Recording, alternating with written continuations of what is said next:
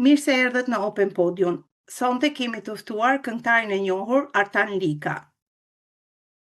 Mirëmbrëma. Përshëndetje Artan. Faleminderit që më ftesën. Fillojmë menjëherë, bëjmë një prezantim të shkurtër rreth personazhit tuaj dhe çfarë eksperiencë do ndash me ne sot në lidhje me rrugtimin tënd, sepse pasi unë jam informuar ti jeton në Gjermani për shumë vitesh, i transferuar nga Italia, pra e ke lënë Shqipërinë për një kohë shumë gjatë dhe ke pasur një rrugtim të caktuar si artist, por jo vetëm. Dhe besoj eksperjenca juaj do jetë interesante për të gjithë ata që na dëgjojnë. Po, shpresojmë. Megjithatë, unë do të tregoj pak kush jam dhe si është zhvilluar rrugtimi im deri tani. Atëherë, që nga viti 1984, unë fillova studimet për kanto, për këngën lirike, në shkollën e muzikës Preng Jakova në Shkodër. Dhe që në momentet e para, pata një nga sukseset e para që më premtoi shumë për të studiuar pastaj në Tiranë. Ishte një nga konkurset e shkollave të muzikës që bëheshin atëherë, që në Durrës, një këngëtar shumë i njohur, Gjon Athanasi, shtrëngoi duart dhe do na vi një bas nga Shkodra. Unë isha në vitin e 3 të shkollës mesme atëherë. Kjo është për të thënë për shkollën e mesme.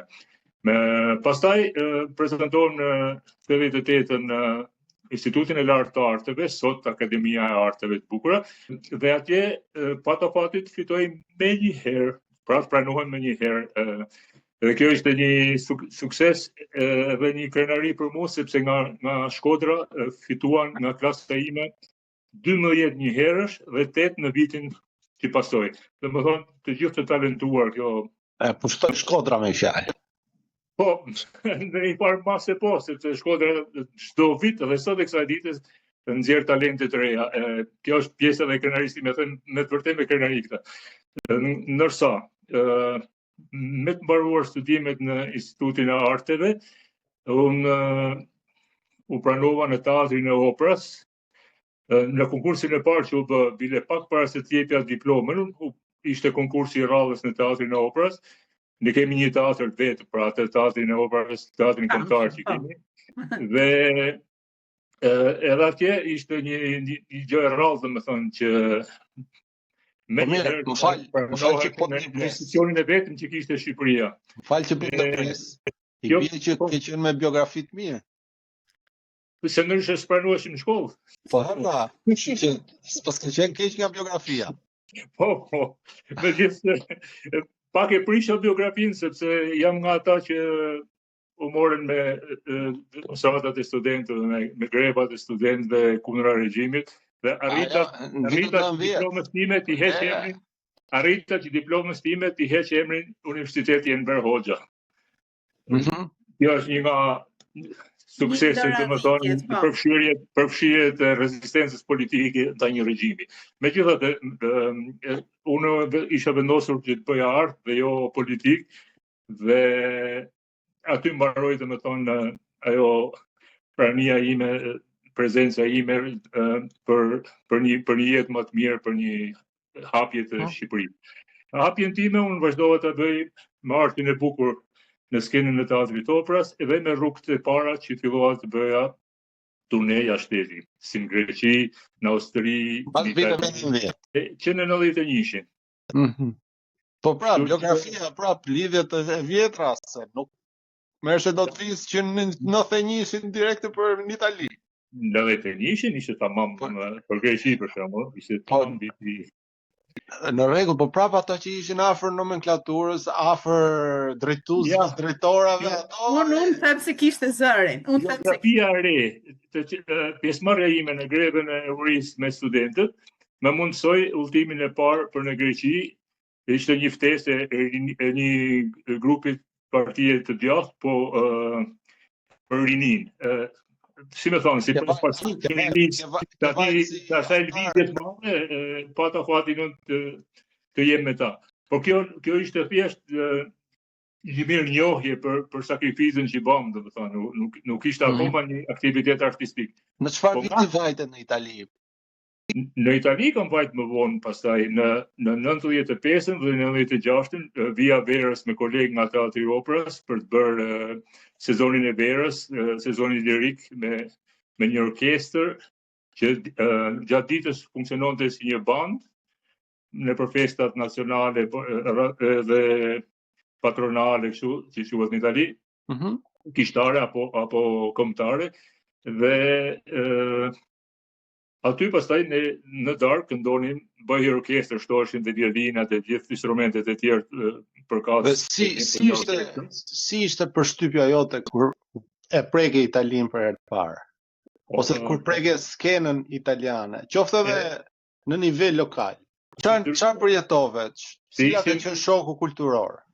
Shok kulturor jo dhe aq, sepse ishim të ftuar nga kolegë tanë, domethënë. Jo, për sa i përket realitetit që le, sidomos për këtë pjesa e 91-shit.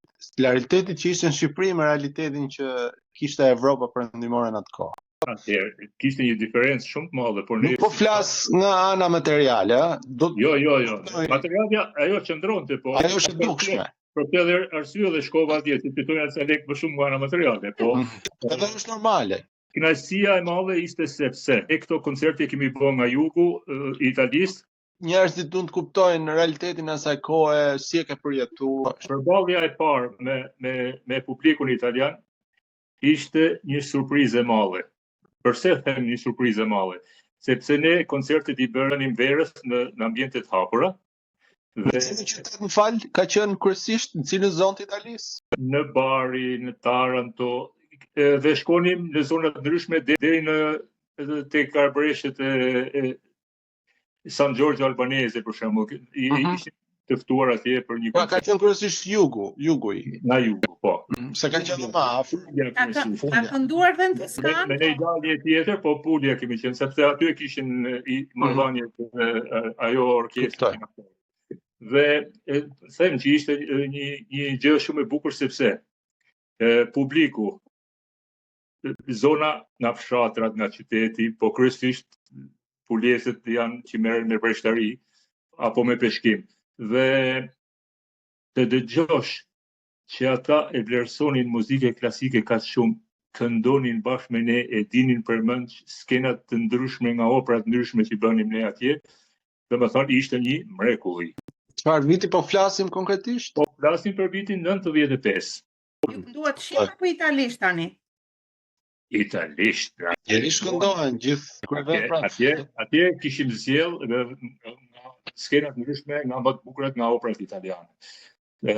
Si nga Verdi, si nga Puccini dhe të ndryshme, por ato që këndoja unë dhe përshtateshin më shumë më bukur për mua ishin edhe nga Verdi, edhe nga Rossini, edhe nga Elezir Damore, Donizetit. Këto rolet pak komike ku unë kam më shumë për të thënë. Dhe sepse interpretimi, dhe me thonë, aty bëj diferencën, jo vetëm të këndosh bukur, por edhe të interpretosh. Dhe pjesë komike, edhe pse ti je vetë serios, kur hyn në rol, edhe pse në një koncert që nuk ka skena, nuk ka drita, nuk ka veshje, nuk ka maska, nëpërmjet interpretimit, secilit i vjen prezent roli për cilin po prezantohesh. Dhe është prit kaq bukur. Jo vetëm unë, të gjithë kolegët që kishim marrë nga Shqipëria, po bënim diferencën edhe me italianët vetë, domethënë. Sa vjet jetove në Itali? Atë kohë kthehesha në Shqipëri, në 97-ën, pastaj doli një bursë për në Gjermani, u bë sebeb një operë e bukur që luajtëm në teatrin e operës Don Giovanni për herë të parë, që u bë si masterclass, domethënë, në 2 muaj që erdhën ata për të punuar këtë opera, si më thonë, më nxori mua nga thesi i shumë artistëve më njanë, sepse aty pastaj shkëlqeva më shumë se në rolet e tjera. Në rolin e Leporellos, që është shërbetori i Don Giovannit, që flet më shumë ai, këndon më shumë ai se Don Giovanni vetë, sepse ai tregon edhe për Don Giovannin. Aty ishte një gjë e bukur sepse erdhi një kulturë kontakt nga Austria kishin ardhur për ta bënë këtë opera në Shqipëri, dhe u bë një eksperiencë e madhe, them si një masterclass i hapur për shumë artistë të ri. Edhe është e vërtet, atëherë ishin 36 solistë, domethënë më shumë zbën. Të gjithë u tërhoqën sepse s'këndonin dot në gjuhë huaj. Atëherë u hap rasti për ne. Unë e përmend këtë në mënyrë të veçantë sepse kjo opera më dha mundësinë pastaj u bëra kaq e njohur sa më thërrisnin në koncerte, ishe domethënë i preferuar edhe kur vinin këngëtarët huaj, këtë prezantojmë nga teatri jon, nga të rit Artanin, edhe të tjerë, po Artanin si i veçantë i rrallë. Sepse shumë kolegë të tjerë ndërkohë ishin larguar, jo se s'kishte të tjerë më të mirë. Po jo, se nuk ishte përzgjedhja që kanë bërë austriakët, nuk ishte për arsye koti, sepse tani unë e kam dëgjuar, kam qenë, domethënë kam miqësi dhe me Tanin, e kam dëgjuar live dhe ka një zë që ushton, mbush sallën. Dhe kjo ka qenë një arsye, mos i mohom meritat që ke pas dhe i ke, besoj. Mirë, nuk po ja mohoj meritat, thjesht